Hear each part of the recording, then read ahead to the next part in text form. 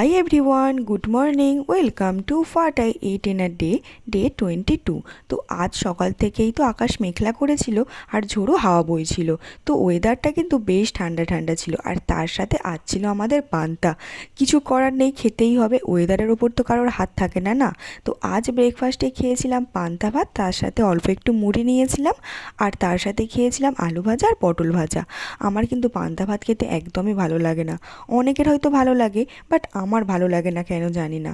আর লাঞ্চে খেয়েছিলাম ওই পান্তা ভাত, আর তার সাথে ছিল আলু ভাজা, বেগুন ভাজা, পটল ভাজা, কাঁচকলা ভাজা আর বাঁধাকপি আলুর তরকারি। আর লাঞ্চ করার কিছুক্ষণ পরে খেয়েছিলাম মিষ্টি দই।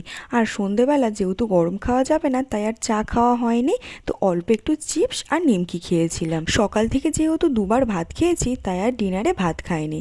ডিনারে খেয়েছিলাম মুড়ি, আলু ভাজা আর ঝুরি ভাজা। তো আজ ভিডিওটি এই পর্যন্ত। বাই বাই সবাইকে।